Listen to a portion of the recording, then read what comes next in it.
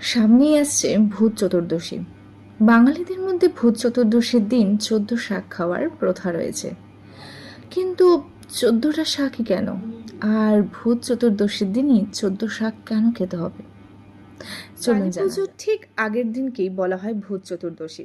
কথিত আছে এই দিন মা কালীর চেলা চাবুন্ডারা ধরাধামে অন্ধকারে অবতীর্ণ হন এবং যে সমস্ত বাড়িতে নাকি ১৪ শাক খাওয়া হয় না বা ১৪ প্রদীপ জ্বালানো হয় না, সেসব বাড়িতে ঢুকে তারা অনিষ্ট করে।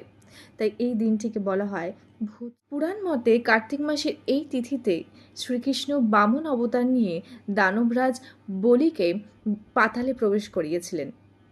কিন্তু বলিরাজ শ্রীকৃষ্ণের হয়েছিলেন অত্যন্ত করুণার পাত্র। তাই এই তিথিতে তাকে বলা হয় যে তিনি তার অনুচরদের নিয়ে মর্তে আসেন পূজা নিতে। তাদের ঘরে প্রবেশ করতে না দেওয়ার জন্যই প্রাচীনকালে প্রদীপ জ্বালানোর প্রথা।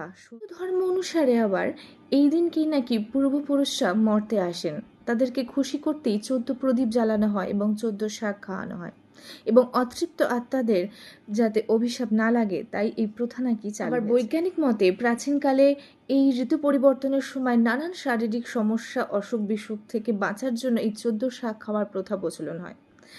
এই প্রথা আস্তে আস্তে এই চতুর্দশী অর্থাৎ ভূত চতুর্দশীর দিন এসে স্থায়ী হয়েছে।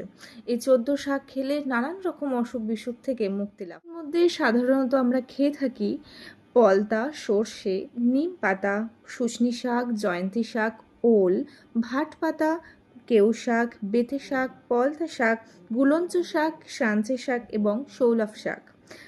সবাইকে শুভ দীপাবলির অনেক অনেক শুভেচ্ছা। সামনেই আসছে ভূত চতুর্দশী।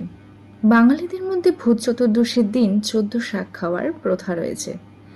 কিন্তু ১৪টা শাকই কেন? আর ভূত চতুর্দশীর দিনই ১৪ শাক কেন খেতে হবে? চলুন জানা পুজোর ঠিক আগের দিনকেই বলা হয় ভূত চতুর্দশী।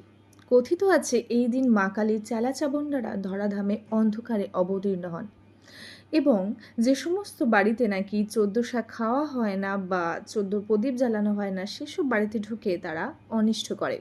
তাই এই দিনটিকে বলা হয় ভূত। পুরাণ মতে কার্তিক মাসের এই তিথিতে শ্রীকৃষ্ণ বামন অবতার নিয়ে দানবরাজ বলিকে পাতালে প্রবেশ করিয়েছিলেন।